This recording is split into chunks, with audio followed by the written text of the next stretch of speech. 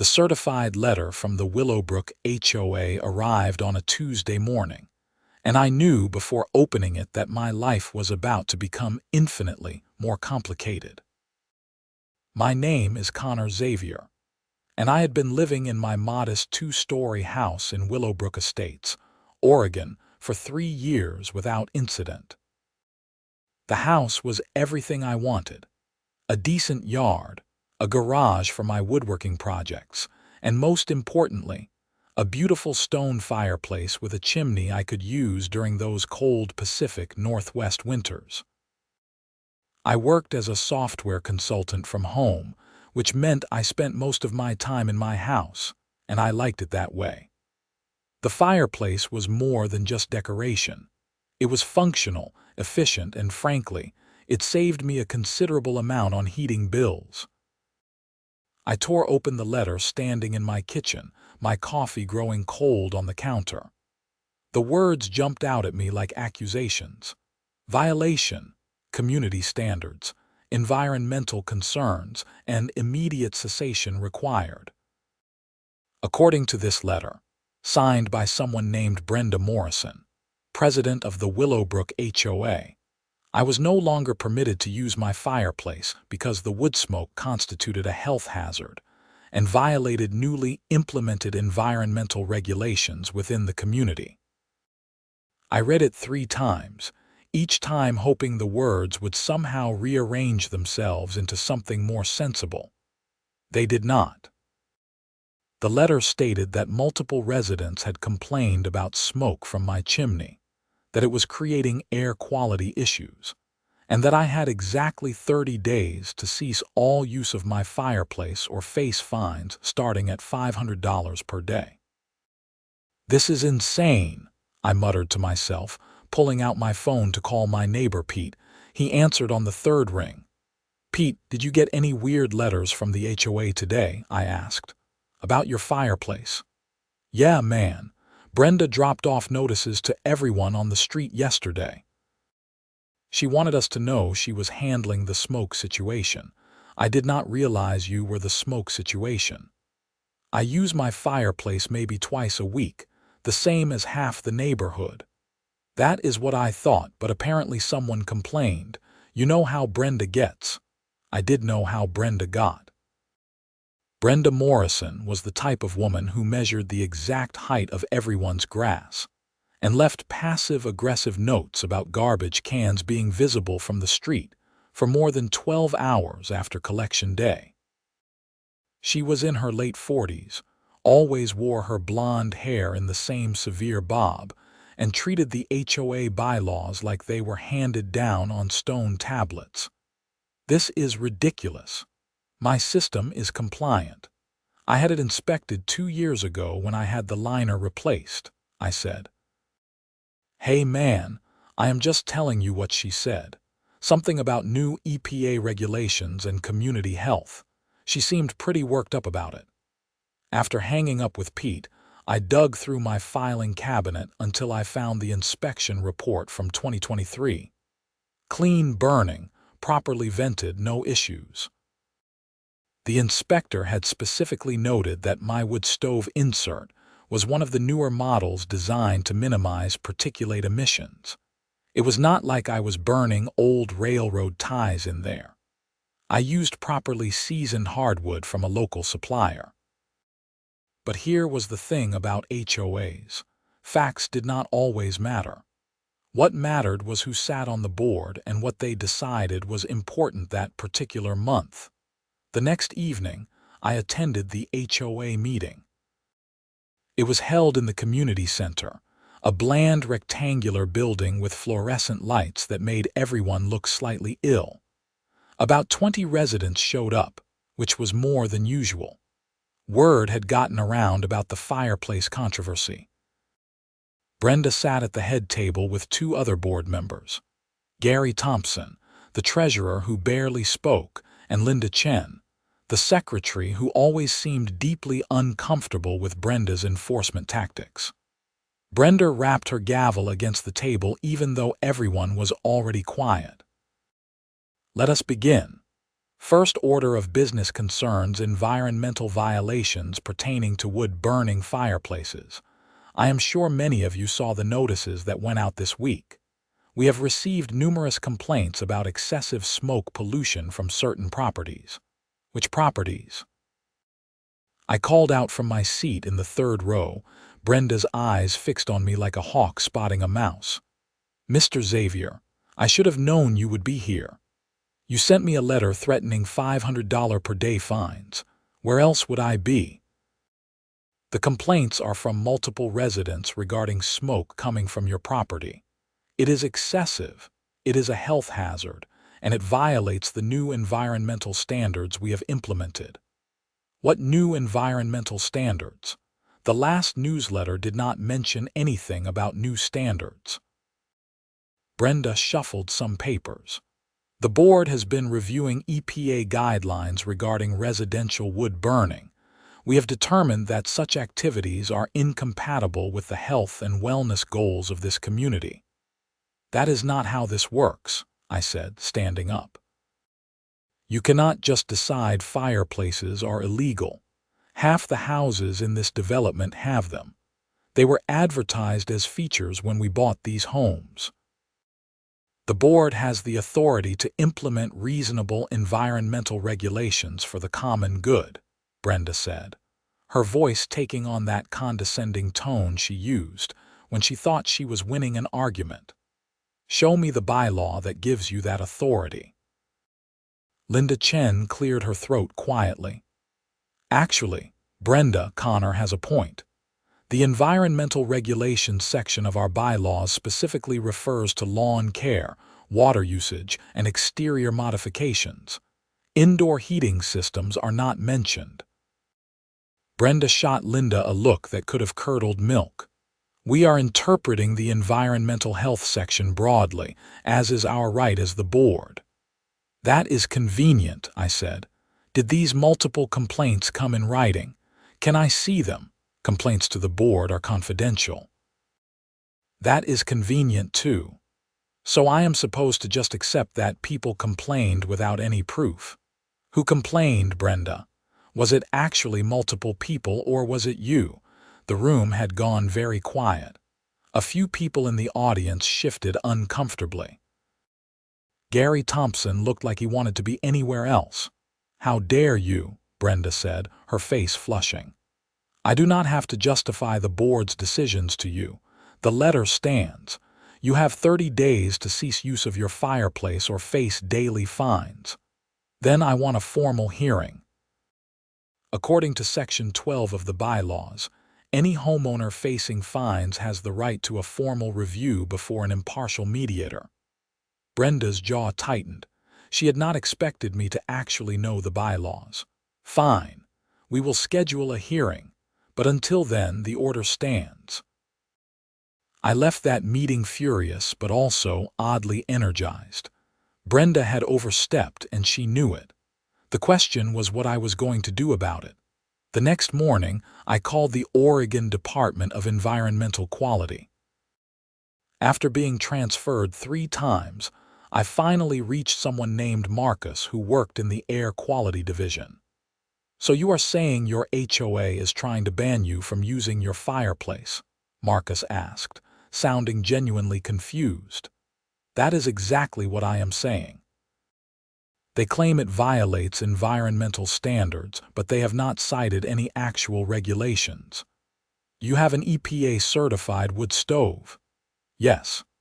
A 2021 model, catalytic combustion, secondary burn chamber, the whole thing. I have the certification paperwork. Then you are fine from a state perspective.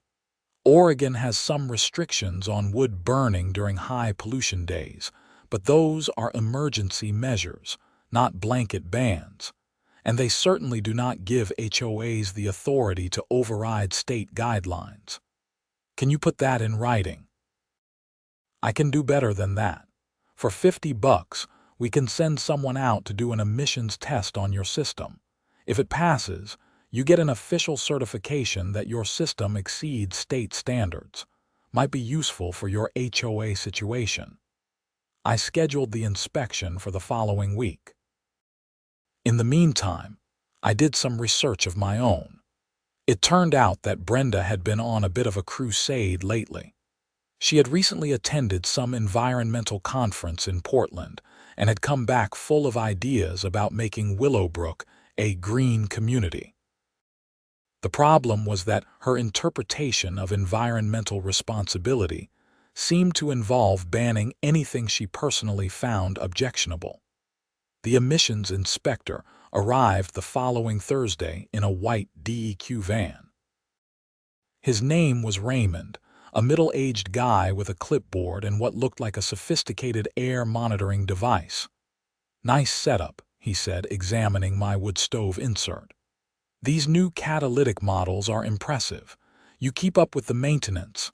Every year, I have the service records." Raymond set up his equipment and had me build a fire using my normal wood supply.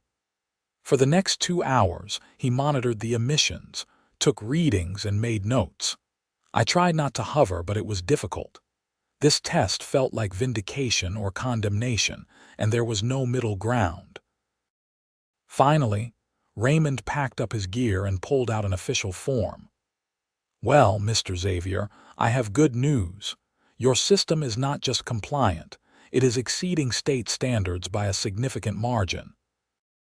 Particulate emissions are minimal, combustion efficiency is excellent, and your installation meets all safety codes. I am going to recommend you for a clean air certification." Seriously, seriously. Whatever your HOA thinks they are doing, it is not based on environmental science. This is one of the cleanest burning residential systems I have tested this year. He handed me a preliminary report and said the official certification would arrive in the mail within 10 days. I thanked him about 5 times, probably sounding like an idiot, but I did not care. I had proof. That evening, I scanned the preliminary report and emailed it to Linda Chen, the HOA secretary, requesting that it be entered into the record for my upcoming hearing. She responded within an hour. "Received. I will make sure Brenda sees this." The formal hearing was scheduled for 2 weeks later. In the meantime, I kept using my fireplace because I was not about to let Brenda intimidate me into freezing. It was early December, and temperatures in Oregon were dropping into the 30s at night. 3 days after the DEQ inspection, I found a notice taped to my front door. It was from Brenda personally, not on official HOA letterhead, stating that she had observed smoke from my chimney the previous evening, and that I was in violation of the cease and desist order. She had noted the time, 7:15 p.m. I checked my doorbell camera footage. Sure enough, there was Brenda, standing in my driveway at 7:18 p.m., taking photos of my roof with her phone. She was wearing a heavy coat and had clearly made a special trip just to document my violation. The petness was almost impressive. I called Pete again. "Is Brenda seriously stalking my house now? Dude, she drove by my place 3 times yesterday. I think she is checking everyone's chimneys. She left a notice on the Hendersons' door too, and they do not even have a fireplace. They have a gas heater." "You are joking." I wish I was. "She thought their dryer vent was smoke. Mrs. Henderson is furious." This was getting out of hand. I started making calls to other residents, and a picture began to emerge. Brenda had fixated on Woodsmoke as a personal crusade. She had been going door to door, asking people if they ever noticed smoke in the neighborhood, if they had respiratory issues, if they were concerned about air quality. Most people had politely said no, but apparently, she had found a few people willing to agree with her just to get her to leave. One of those people was Margaret Fitzgerald, an elderly woman who lived 2 streets over and had chronic bronchitis. I called her, identifying myself and explaining the situation. "Oh, honey," Margaret said, "Brenda came by and went on and on about pollution and health hazards." I told her my bronchitis is from 50 years of smoking cigarettes, not from anybody's fireplace. but she was not listening. She kept asking if I would support cleaner air in the neighborhood. Well, of course I would, but I did not know she was going to use that to ban fireplaces. So you never specifically complained about smoke from my house. I do not even know where your house is, dear. I documented all of this. Every conversation, every detail. By the time the formal hearing arrived, I had a folder 2 inches thick. The hearing was held on a Tuesday evening, again at the community center. This time, Brenda had brought in an outside mediator, probably because Linda Chen had insisted on it. The mediator was a thin man in his 60s named Donald Price, who explained he was a retired attorney who specialized in HOA disputes. We sat at a conference table, me on one side, Brenda and Gary Thompson on the other. Linda Chen sat at the end, taking notes. Mr. Price was at the head of the table. "Let us begin," Mr. Price said. "Miss Morrison, can you state the basis for the complaint against Mr. Xavier?" Brenda launched into a prepared speech about environmental responsibility, community health, and the dangers of particulate pollution. She mentioned the EPA, climate change, and respiratory illness. What she did not mention was any specific regulation I had violated. When she finished, Mr. Price turned to me. "Mr. Xavier, your response." I opened my folder. "I have here an official report from the Oregon Department of Environmental Quality, stating that my wood-burning system exceeds state environmental standards. The inspector specifically certified that my emissions are minimal and well within legal limits. I also have documentation that my system was inspected and approved by a licensed chimney sweep in 2023, and that all work was permitted through the county. Furthermore, I have statements from the residents Miss Morrison claims complained about smoke, and none of them specifically complained about my fireplace. In fact, most of them were unaware this complaint even existed until I contacted them. I slid copies of everything across the table. Mr. Price spent several minutes reviewing the documents, his eyebrows climbing higher as he read. "Miss Morrison," he said finally, "do you have any evidence that Mr. Xavier's fireplace actually violates any specific regulation?" "It creates smoke," Brenda said flatly. "Smoke is pollution. By that logic, everyone in this community who drives a car is creating pollution. Are you planning to ban automobiles next? That is different." "How is it different? Cars are necessary, fireplaces are not." "That is a value judgment, not a legal argument," Mr. Price said. "Do you have any evidence that Mr. Xavier's system violates Oregon environmental law or any provision of your HOA bylaws?" Brenda's face was getting red. "The board has the authority to implement health and safety standards. The board has the authority to implement reasonable standards that do not contradict state law. Mr. Xavier's system has been certified by the state as exceeding environmental standards. On what basis are you overriding that certification?" The complaints from residents. "Mr. Xavier has documentation suggesting those complaints do not exist in the form you have characterized them." "Did you actually receive written complaints specifically about smoke from his property?" There was a long pause. Gary Thompson was staring at the table like he wished it would swallow him. "The complaints were verbal," Brenda finally said. "From how many residents?" "I do not have to disclose that." "Actually, in a formal hearing you do," Mr. Price said. "If you are levying fines based on complaints, the accused has the right to know the nature and source of those complaints." Brenda stood up. "I do not appreciate my authority being questioned like this. I have been president of this HOA for 6 years, and I have always acted in the best interests of this community. I am not questioning your intentions, Miss Morrison. I am questioning your legal basis for this action." Based on the evidence presented, Mr. Xavier is in compliance with all relevant environmental regulations. Unless you can provide documentation of an actual violation, I cannot support the board's decision." "Then, what was the point of this hearing?" Brenda snapped. "The point is to ensure due process, which Mr. Xavier requested and which he is entitled to under your own bylaws." Mr. Price wrote something on his notepad and looked up. "It is my determination as the appointed mediator that the board's order to cease use of Mr. Xavier's fireplace is not supported by evidence and contradicts state environmental certification. The order should be rescinded, and no fines should be levied. Furthermore, I recommend the board develop clear, specific criteria for any future environmental regulations, preferably in consultation with qualified environmental professionals." Brenda gathered her papers and walked out without another word.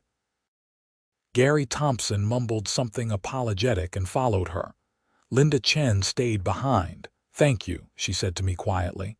"Someone needed to stand up to her. She has been getting worse." "I just wanted to use my fireplace," I said. "I know, and you should be able to. I am sorry it came to this."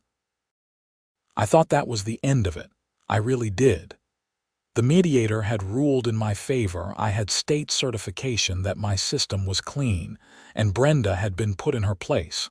What more could happen? I should have known better. 2 weeks later, I received another letter. This one was not from the HOA. It was from a law firm in Portland, representing the Willowbrook HOA. The letter stated that the mediator's decision was non-binding, and that the board was pursuing legal action to enforce their environmental regulations.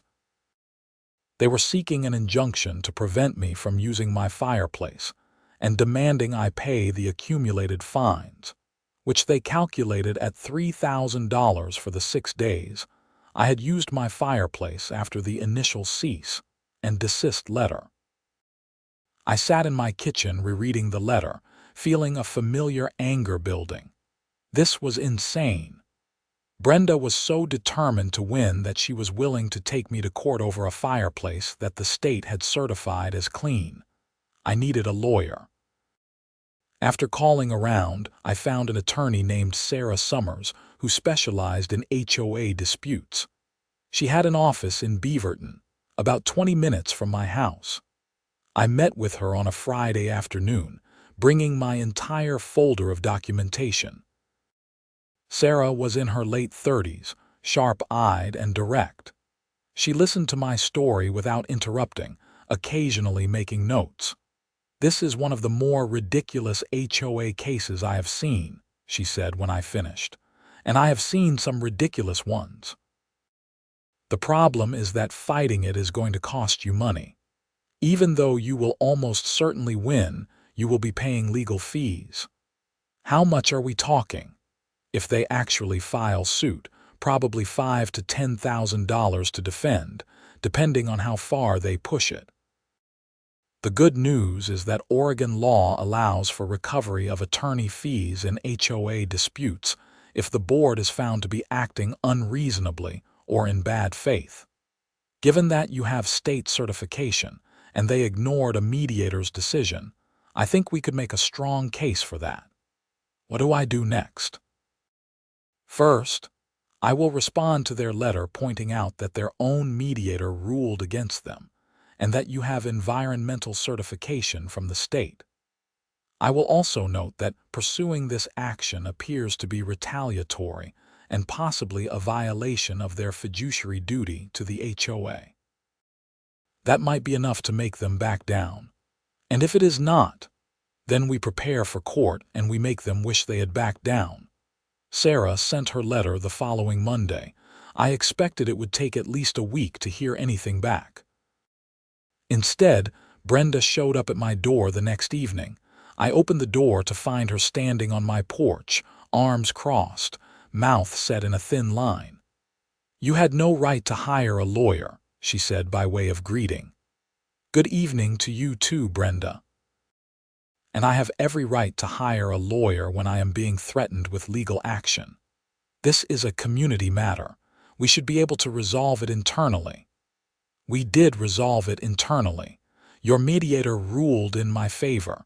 You are the one who escalated to lawyers because you refuse to accept the board's authority.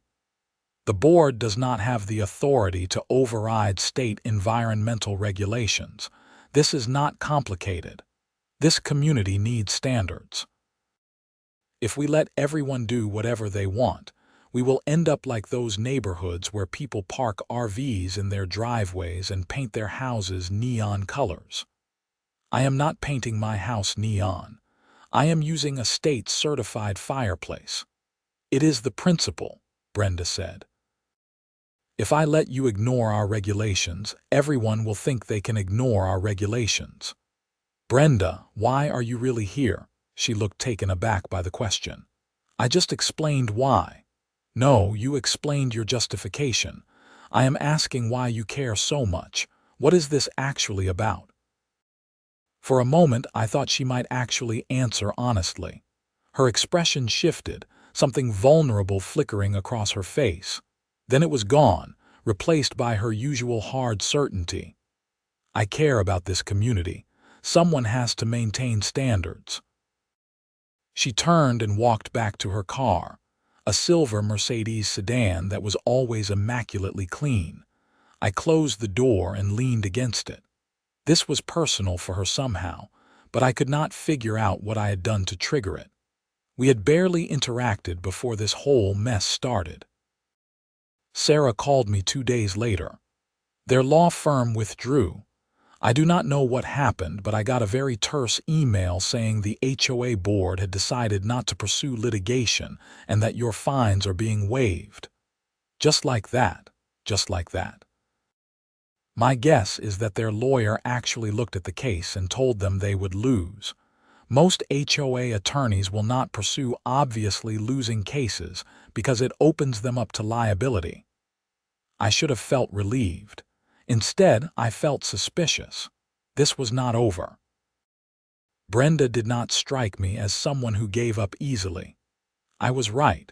Over the next few weeks, I started getting notices for other violations. My garbage cans were visible from the street for more than 12 hours. My lawn was a 1/4 inch too tall. My mailbox needed repainting. None of these things had been issues before. Brenda was retaliating in the pettiest way possible. Each notice came with a fine, $50 here, $75 there. I started documenting everything with photos and timestamps. My garbage cans were in my garage within 10 hours of collection. My lawn was well within the acceptable range. My mailbox was fine. I was not the only one. Pete told me he was getting notices too. So was Mrs. Henderson. So were half a dozen other residents who had spoken up at HOA meetings or questioned Brenda's decisions. "She is targeting people," Pete said. "It is obvious. Then we need to do something about it." "Like what?" "She is the HOA president. She is elected. We can vote her out." That was easier said than done. HOA elections were typically low turnout affairs because most people did not care enough to get involved. Brenda had won her last election with about 30 votes out of a community of 200 homes, but maybe that could work in our favor. I started talking to neighbors, not just the people getting targeted, but everyone. I found that most residents had their own Brenda stories. The time she called code enforcement because someone's Halloween decorations were up 3 days too long. The time she threatened to fine a family because their children's chalk drawings on their own driveway constituted graffiti. The time she tried to ban backyard chickens even though they were legal under county ordinances. People were frustrated, but they felt powerless. She had been president for 6 years because no one wanted to deal with the headache of running against her. What if we did not just run against her? I suggested to a group of neighbors gathered in Pete's backyard. What if we ran a complete slate? New president, New treasurer, new secretary. Clean house. That is 3 people willing to take on a huge amount of grief, Pete said. Brenda will make your lives hell. She is already making our lives hell, Mrs. Henderson pointed out. At least this way we fight back. We needed candidates. Mrs. Henderson volunteered to run for president. She was retired, she had time, and she was genuinely angry about what Brenda had been doing. A guy named Tom Richards from the other side of the development volunteered to run for treasurer. He was an accountant and had been concerned about some of the HOA's spending decisions. And Linda Chen, bless her, agreed to run for re-election as secretary. She was the only current board member who seemed to have any sense. That left me. I did not particularly want to be on the HOA board. The whole point of defeating Brenda was so I could go back to living my life in peace.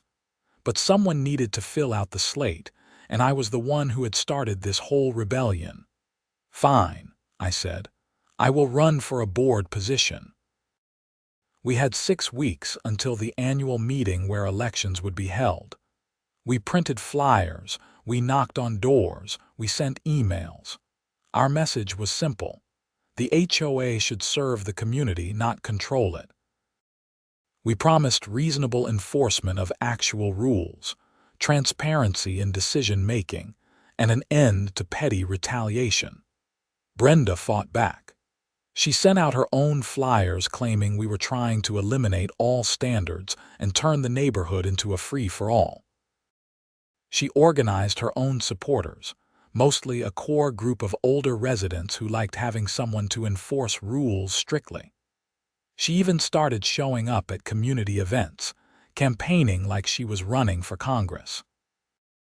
The annual meeting was held in the community center on a Wednesday evening in February. I had never seen so many people at an HOA meeting. Every chair was filled, people were standing along the walls, and the parking lot was overflowing. Word had gotten around that this was going to be interesting. Brenda called the meeting to order, looking confident. She gave a long speech about her years of service, her dedication to maintaining property values, and her vision for Willowbrook's future. She carefully avoided mentioning any of the controversies. Then came the nominations and speeches from the challengers. Mrs. Henderson spoke about bringing common sense back to the HOA. Tom Richards talked about fiscal responsibility. Linda Chen promised transparency. I kept mine simple. I just want to use my fireplace without being threatened with fines, and I think most of you want the same basic freedom to enjoy your homes in peace. The room erupted in applause. I could see Brenda's face going red. Voting took an hour. It was done by paper ballot, with 3 independent volunteers counting. Brenda stood in the corner, arms crossed, watching everything like a hawk. Finally, the results were announced. Mrs. Henderson won the presidency with 147 votes to Brenda's 78. Tom Richards won treasurer in a landslide. Linda Chen was re-elected easily, and I found myself elected to the board with 134 votes. Brenda stood frozen for a moment, like she could not process what had happened. Then she gathered her things and left without saying a word. The room broke into celebration. People were shaking hands, hugging, actually cheering. You would have thought we had overthrown a dictator, and in a small way, I guess we had. The new board held its first meeting a week later. Our first order of business was reviewing the rules and removing anything that was either unenforceable or unreasonably restrictive. The prohibition on wood-burning fireplaces was immediately eliminated. We also eliminated about a dozen other petty rules that Brenda had implemented over the years. Our second order of business was reviewing the complaints and fines that had been issued over the past year. It turned out that Brenda had been selectively enforcing rules, targeting people she did not like, while ignoring identical violations by her supporters. We refunded thousands of dollars in unjustified fines. I thought that would be the end of the Brenda saga. She had been defeated, the HOA was under new management, and life could return to normal. But Brenda had one more move to make. About a month after the election, I got a call from Linda Chen. "Connor, we have a problem. Brenda is refusing to turn over the HOA records." "What do you mean refusing?" "I mean she has all the financial records, all the correspondence files, everything from her 6 years as president, and she says she is not giving them back until we compensate her for her time and expenses." "She cannot do that. Those are HOA property." "I know that. Mrs. Henderson knows that. But Brenda is not answering our calls or emails. Her lawyer sent us a letter demanding payment for her services. This was getting absurd. How much is she demanding? $30,000. For what? She claims it is for 6 years of unpaid labor and out-of-pocket expenses. She has receipts for things like copying, postage, mileage to meetings, even her internet bill because she used it for HOA business. That is insane. Board service is voluntary. She knew that when she ran. Try telling her lawyer that. I called Sarah Summers again.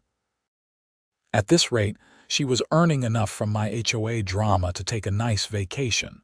"This is called conversion," Sarah explained. "She is illegally withholding property that does not belong to her. The HOA can file suit, and honestly, you will win easily. The problem is it will take time and cost money." "How much time?" "Could be months, and Brenda knows that. She is betting you would rather just pay her to go away than deal with a lengthy court battle." "What if we call the police?"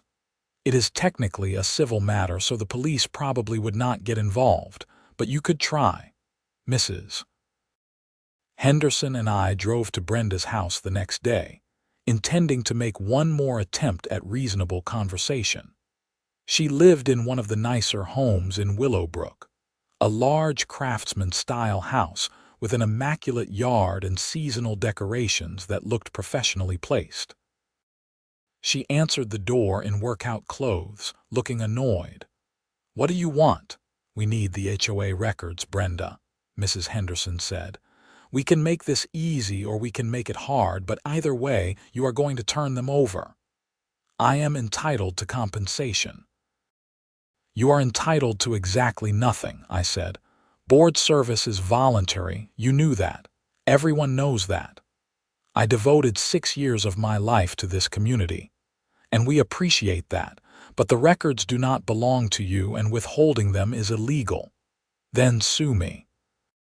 She started to close the door. I put my hand against it. "Brenda, what is this actually about? You lost an election. It happens. Why are you making this into World War III?"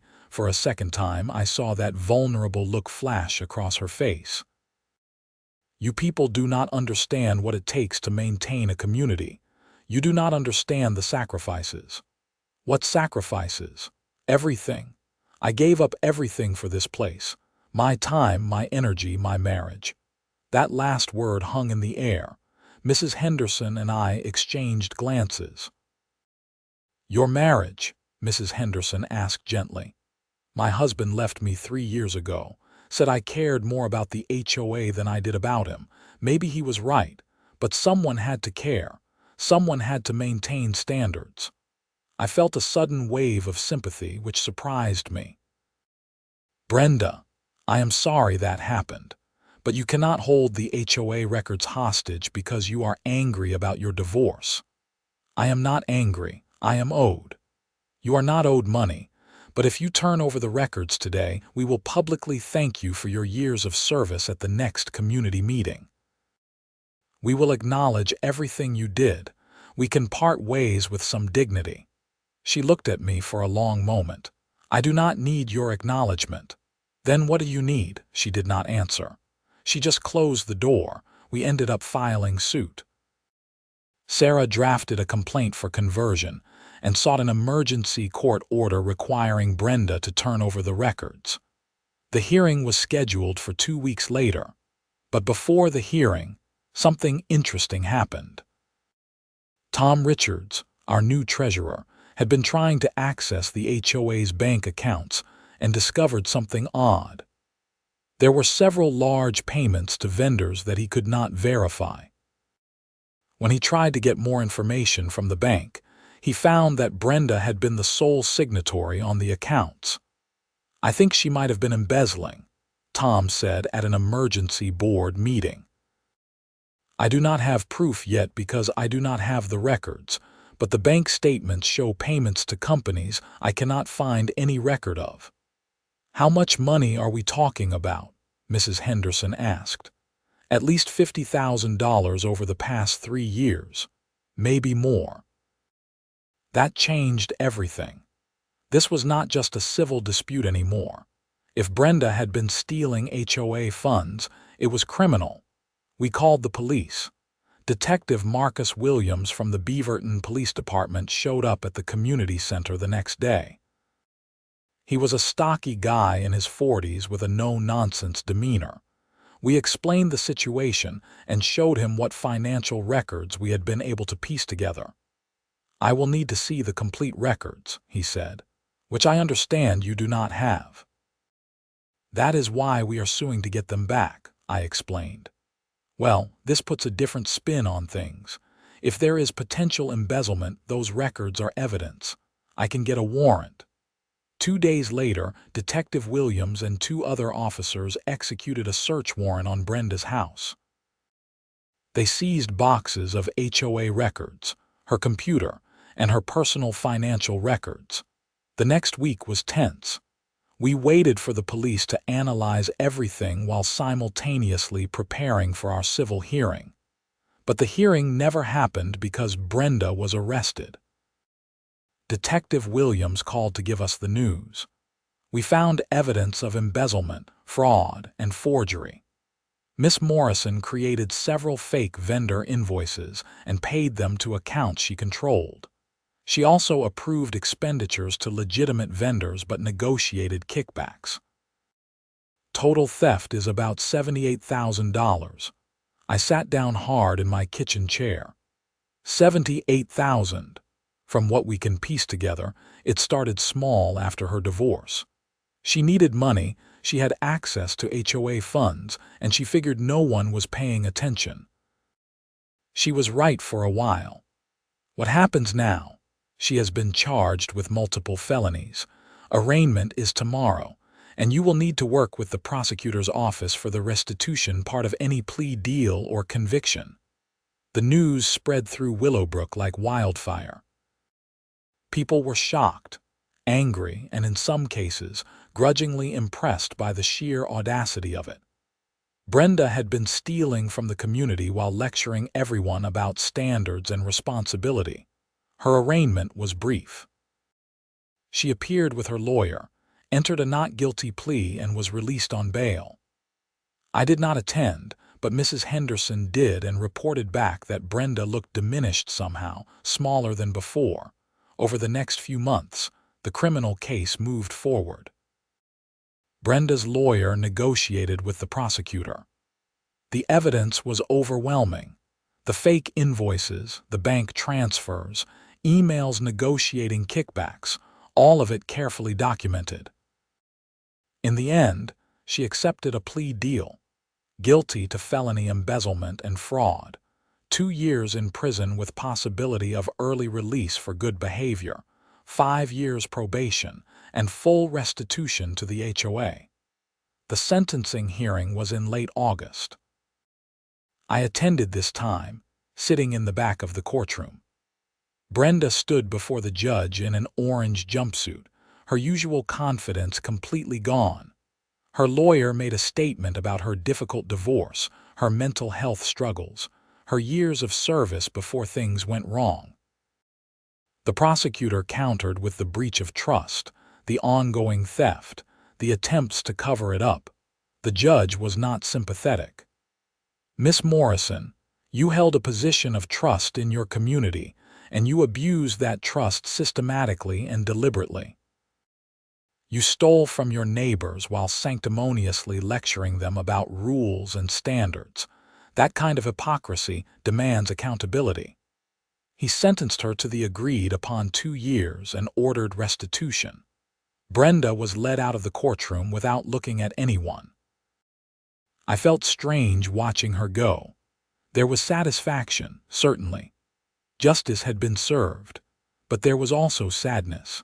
She had destroyed her own life over money and control, all while desperately trying to hold onto some sense of purpose after her marriage fell apart. The HOA eventually recovered most of the stolen money through a combination of Brenda's restitution payments and a settlement with the insurance company that had bonded her as treasurer. The new board implemented proper financial controls, multiple signatories on accounts, and regular audits. As for me, I served out my term on the board and declined to run for re-election. I had done what I set out to do. I could use my fireplace in peace. During that first winter after everything was resolved, I used it almost every night. There was something satisfying about sitting in front of the fire, knowing that I had fought for something as simple as the right to heat my home the way I wanted. Pete came over one evening that December, and we sat by the fire with beers. "You know what the funny thing is," he said. "If Brenda had just left you alone about the fireplace, none of this would have happened. She would still be president, probably still embezzling, living her life." "That is the thing about petty tyrants," I said. "They can never leave well enough alone. They always have to push one more rule, enforce one more regulation, prove they are in charge." Think she is sitting in prison right now realizing that? I doubt it. People like Brenda never think they are wrong. She probably still thinks she was justified, that we were the bad guys. Maybe. But she is the one behind bars, and we are sitting here by your illegal fireplace. State-certified fireplace, I corrected. Right. Your state-certified exceeds environmental standards, completely legal fireplace that she tried to ban. We clinked our beer bottles together and watched the fire burn. Outside, a light snow was starting to fall, the first of the season. Inside, it was warm and comfortable, and for the first time in almost a year, I felt like my home was actually mine again.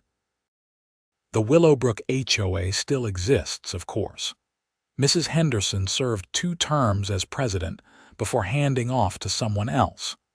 The board became genuinely boring, which was exactly what everyone wanted. They maintained common areas, organized the occasional community event, and stayed out of people's business. Imagine that. I still live in my house, still work from home, and still use my fireplace on cold nights. The wood stove hums along efficiently, burning clean, creating minimal emissions, and keeping my heating bills low. Sometimes I think about Brenda when I light it, wonder how different things might have been if she had just accepted the DEQ certification and moved on. But mostly I do not think about her at all. I think about the work I am doing, the book I am reading, the life I am living in a home that is actually mine, free from arbitrary rules and petty enforcement. The Oregon Department of Environmental Quality eventually sent me a formal certificate, suitable for framing.